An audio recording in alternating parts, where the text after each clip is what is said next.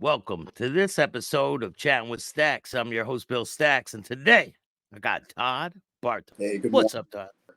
Yeah, they were shooting people, making a fight, the gladiator fights, All right? that kind of stuff. Correct. Yeah. So I never dealt with any of those guys. So I don't know how those guys would have been treated. I would think that those guys, obviously, when they go SNY or PC, whatever you want to call it, from a guard standpoint, you're like, whatever, man, you're just doing time, whatever. You know what I mean? But dirty cops or somebody like that, they're not liked. They're going to be treated like shit by the staff. And the fact that you're a cop, inmates are going to hate your guts too. So Yeah, so you're in a pretty fucked situation. yeah, You you're know, getting hate from all ends. right? One of the famous ones we had, and again, remember, like I told you, a lot of guys didn't go PC right off the bat. They'd go general population. We had a guy years ago out here in California that he was a photographer and he killed an Oakland Raiders cheerleader.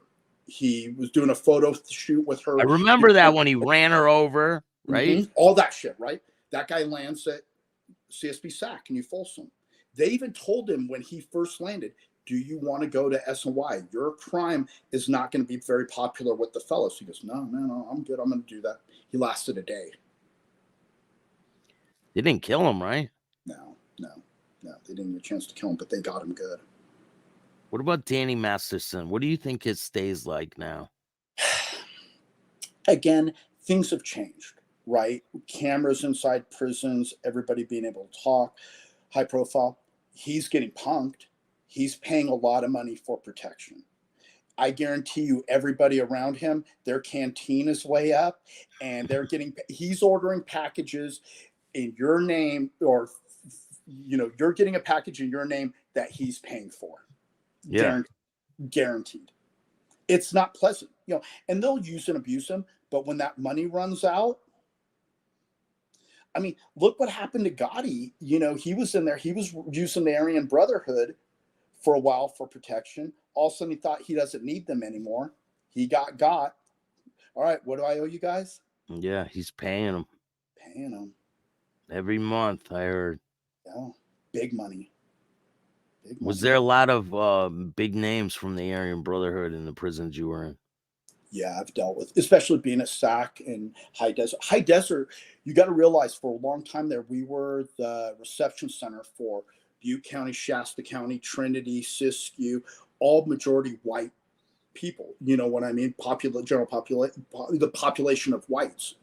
So having that in most prison, it's the highest population is going to be African Americans. Then you're going to have Hispanics, and then whites, kind of the minority next to like others, Asians, Indian, Native Americans, that kind of stuff. Okay.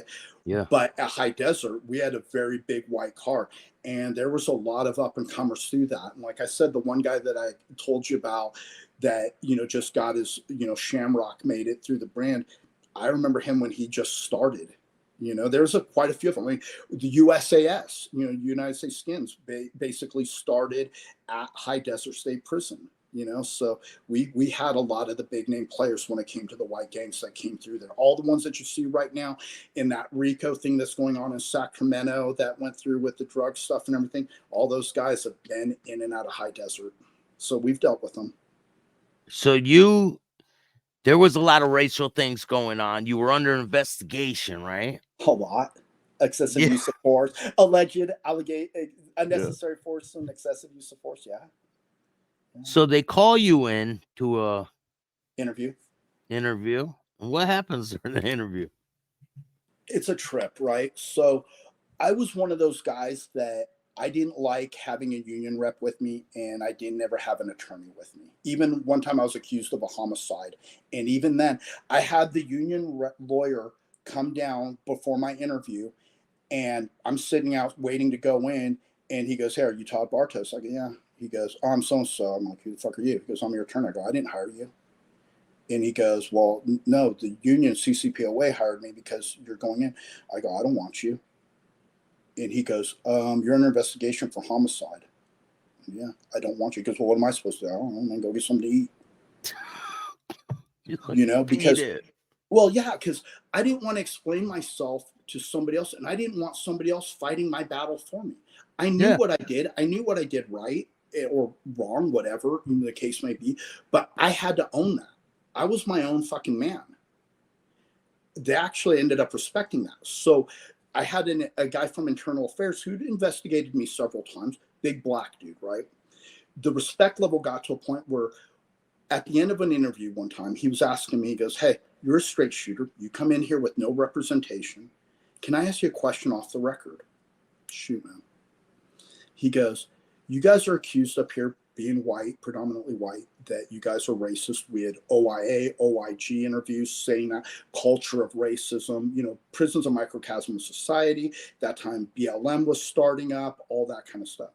So we flat out asked, do you guys use the N-word up here as much as you're accused of using? And I'm thinking about it for a second. I'm like, how do I want to answer this? And I go, yeah, we use that N-word every day. And his eyes get big. He kind of goes back like, he can't believe I'm saying this to him. I go, but it's not the N-word that you think.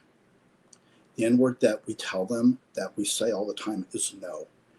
High Desert was one of the last prisons that still didn't give in. We weren't weak. We were known for that. We got the garbage inmates sent to us. Like other prisons would have a dude that they had a problem with, and they'd be like, oh, we got something for you. We're sending you up to High Desert. We were kind of out of the way. We were outside of Sacramento. I'm not saying we operated outside of the rules or anything like that, but we were strict. We followed stuff. We weren't under that scrutiny all the time. So we weren't afraid to say no. As soon as I tell an inmate no, especially a black, that's when I'm a blue-eyed devil. I got short man's complex, fuck your mama, fuck your family, you know, all that kind of shit. You know, if I would have called them the real N-word, they wouldn't have given it. As long as I was giving it to them, if I gave them what he wanted, they wouldn't care. For instance, you know, you're walking the tier in AvSeg. Some cops pass things, some cops don't. Okay. You'd have a Southerner or a white that would hit you up and go, hey, CO, what's on that? Hey, man, can you pass for me? I don't pass. Okay. No harm, no foul. The guy asked. It doesn't hurt him to ask. I tell him no. He just turns around and walks away. Doesn't start talking shit. Doesn't do that. Walk up to a black guy cell. Hey, big guy. Hey, big guy. Hey, how much do you bench? Hey, you want creatine? What kind of stuff you doing out there? You know, so what do you want, man? Hey, man, can you pass this to my homeboy? No. Fuck you. Like that. You know what I mean? And that's where, you know, that came from, the no. And I even told that guy that. And as soon as I told that guy that, man, when I tell him no is when I'm the bad guy. Up until then, they don't care. You could see like the light bulb flash above his head because, you know, he had done time as a cop and he's like, I get it. You know, because him being black, how many times do you think the blacks pulled the brother card on him? Oh, hey, homeboy. Hey, brother, can you do this for me? And as soon as you tell him no, now he's an Uncle Tom. Now he's this. Now he's that. Now he's the man. He's a slave to the man. Whatever they want to do to put you down. I mean, some of the prisons are majority black. So, I mean, it has its areas in different parts of the country, right? Which I've heard that too. So it's kind of funny that they put High Desert as, oh, we were racist because we're predominantly white. I've heard from others, and again, this is rumors, okay? So I wasn't there, so I didn't see it. So I hate to spread rumors because just like I would hate to have somebody who's never been at High Desert say that, oh, I heard it's fucking racist up there, okay? But I've heard of other prisons where it's predominantly South or, you know, Hispanics, so they run it a certain way. I've heard of prisons where they have segregated parking lots for staff. There are yards where one guy actually told me that there was a yard at Solano, I believe it was, that had a black captain, black lieutenant, black sergeants, predominantly black staff. And if you were a white officer, you were not welcome to be around there. And is that okay? I mean, it's not okay. But again, was I there? I don't know. So it could be bullshit. Okay. I'll flat out say that. I want to put that disclaimer out there. I don't want to start bad mouthing something that I wasn't a part of or I didn't see. But again, at High Desert, you know, when they were saying that we were racist and all that kind of stuff, man, when it came to the cops and stuff, we never did. You know, I worked with homosexual officers. I've worked with female officers, Hispanic, black, everybody. We were wearing green. You could watch us when we were hitting the gate. It didn't matter who you. And would we talk shit? Would we tell racial jokes towards each other? 100%, man. We would fuck with each other and laugh, and it was all good natured. You know what I mean? Nobody, you know. But I mean, there was one officer, you know, homosexual. I didn't even know he was gay. Okay. We're talking about, one of my other partners was talking about painting his walls. And I was like, hey, are you doing different colors? We're separate. And he goes, yeah. I go, man, what a pain in the ass that is. I go, it always seems to leak through, with the masking tape. He goes, well, I used pretty good tape. I go, no, after I did mine, it still leaked through. I was like, what the fuck? I go, professional painter told me you got to use caulk, to put on there. He goes, well, what would you use? Clear or white? I go, I guess clear. I don't know. I didn't. So this other cop goes, man, you got to watch out for that black caulk because it'll fuck you up, and we're all kind of laugh. And I'm like, what? And he goes, you didn't know his homeboy was gay? I'm like, I didn't know. We didn't care, man. We didn't care. If you're not making your business anybody else's business, and when I mean it, your business, like you're not trying to push your agenda on anybody, nobody cared, man. Nobody cared. We were all there to look out for each other.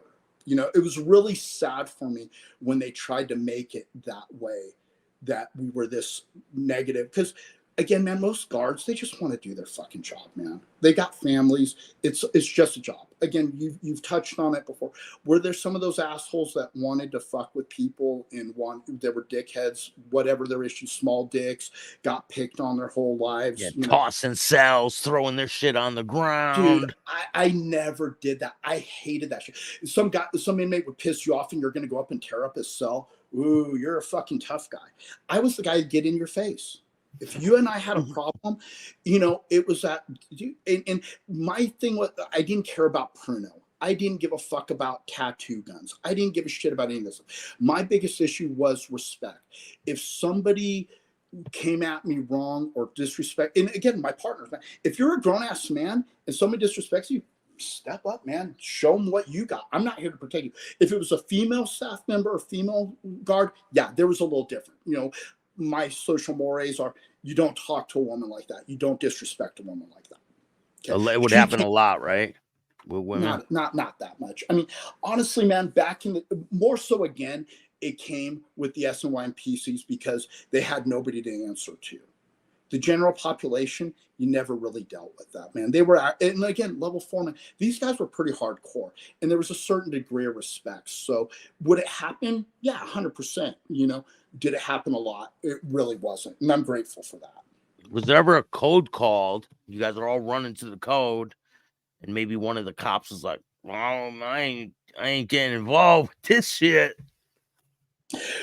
Those were the guys that would talk big shit before things would go down. And those are the guys that would say, man, I can't wait to get into my first fight, or I can't wait to do this, and I can't wait to do that. And then that alarm hits and we're all responding. You're like, hey, where's the tough guy at? Where's that guy at? He didn't even fucking show up. Oh, I didn't know I was supposed to. He's got an excuse, yeah. It's usually how it goes. 100%. 100%. And again, we saw it and we punked them out. And make no mistake, the convicts and the inmates saw it. They knew who was a punk and who was willing to fight. And again, your reputation is everything. Did I have to fight a few times? Yeah. But once you got that reputation that you didn't fuck with people for no reason, but if you called me out, I would be the one to do it. I didn't have to fight anymore. You know what I mean? Every once in a while, you get some knucklehead if he was maybe drunk or if he was high or whatever like that. But I never got assaulted like that. I never had anybody, like you asked earlier about, because I never had anybody throw piss and shit on me because I didn't carry myself that way. I wasn't. Have you seen other cops getting assaulted? Oh yeah. I mean, you would. You know what I mean? Like I said, that one guy, that big story with that, and there's guys that would push it, and stuff like that, and the guys would slip their cuffs a lot. Slip their cuffs or turn on, but it's the reality of these guys know it's really a no-win situation. You could turn on a cop and get it, but you're going to get yours. At the end of the day, we've got the numbers, in that regard.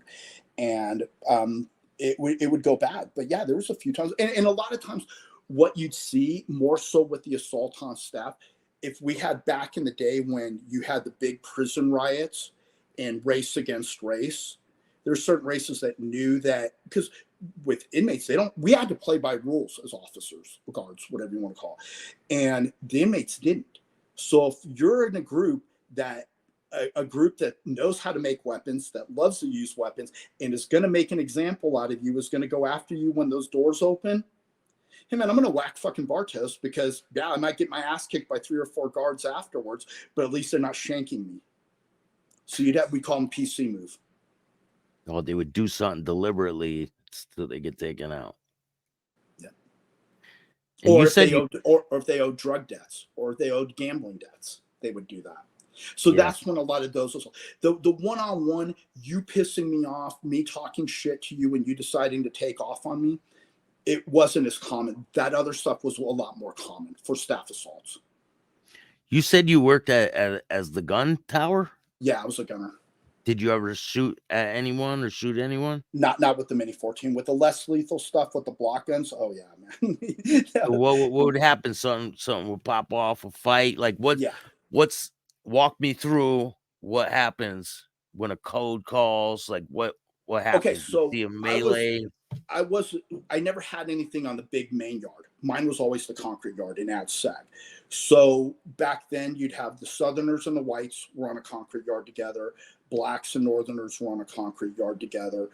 So the whites and the Southerners were constantly cleaning house back there. You'd show up, back then you'd have committee on Thursday. Whites and Southerners had yard on Friday. You'd get cleared for yard. If you were no good, if you came off the yard, with bad stuff, that you got sent to the hole because you didn't do what you were supposed to do, or you had to check in because you'd been fucking up or whatever, and word came from the big homies that this guy was no good. Oh, that's where they were getting you, man. They would get him out on the yard. So you're watching yard, and it was always after workout. They do the workout, get the guy good and tired. Guy would walk over to the drinking fountain, and you'd watch the other guy. And these guys were pretty good about not telegraphing it. But dude, you're watching 20 guys on the yard. If you're missing it, you're asleep. And with certain groups, they were loud and obnoxious. Like blacks and Northerners never really took off. Your yard fights were pretty rare, so you could kind of not you could kind of lose focus a little bit with your whites and Southerners. That 3 hours that they were on that yard, you were watching every fucking move, every step of the way, because you never knew. They would look for you to slip up one time, and they had one incident where the female staff, she was the gunner, she basically fell asleep up there, and they gutted a dude. She wakes up and there's a dude laid out in the middle of the fucking concrete yard with blood. They basically woke her up to tell her that was there. And the homeboy even told her, he goes, bitch, you're fucked, because it was on camera. It was on camera, not her. You couldn't see her on camera, but you could see the yard on camera. Like, dude, how the hell, like, what is the gunner doing if this guy's getting whacked this whole time? And her excuse was she was stretching. Well, the only thing she was stretching was the truth.